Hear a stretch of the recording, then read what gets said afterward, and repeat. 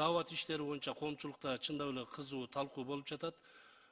Кудайым буйруса мындан ары дагы биздин 3 күндүк, 4 ай, 40 күндүк даават иштери уланат.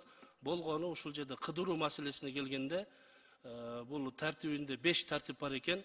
Ошол 5 тартиптин ичинен жергиликтүү адамдардын үйлөрүн тыкылдатып кыдыруу маселеси биз ошону эске алынып атат. Долбоор ал эми башка 4 кыдыруу маселеси өзгөчө адамдарды кыдыруу жана адамдарды кыдырып мечитке чакыруу, адамдарды кыдырып динге убактысын бөлүүгө чакыруу, адамдар динге убактын бөлүүгө даяр болгондон кийин аларды кыдырып көмөктөшүү. Айтмакчымын, ошо жолдо көчөкөйдө бул нерселер улана берет. Бул даават иштери да улана берет. Кудайым буйруса биздин коом бул нерседен жакшы пайда алып келген, мындан ары да пайда алып бара берет.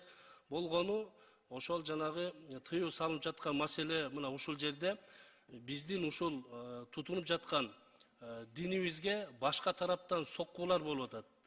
Тактап айтсак, мына радикал көз карашындагы ошондой эле тыюу салынган 19 диний уюм болгон болсо, ошол тараптан ушул ыкмаларды колдоп биздин ичибизге кирип келди. Бүгүн ушундай даражага жетип калдык.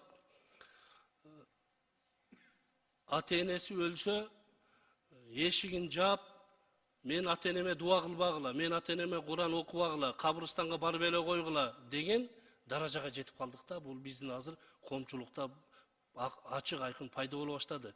Мына ошол нерселерди алдын алыш үчүн бизден кийин мамлекеттин эртеңки урпактарды эстеп, бүгүн бул нерсени ушундай каттуу мыйзам менен, тартип менен бул нерсени мындай бир багыт алып урпактарга көрсөтүп койбосок, ар кайсыл жактан туш тараптан кирип келген радикал көз карашындагы адамдардын ой пикири, алардын бизге багыт көрсөткөн нерселери ичибизге кирди дагы, биздин өзүбүздүн жетиштирип аткан балдарыбыз кайра өзүбүзгө каршы чыгып атат да.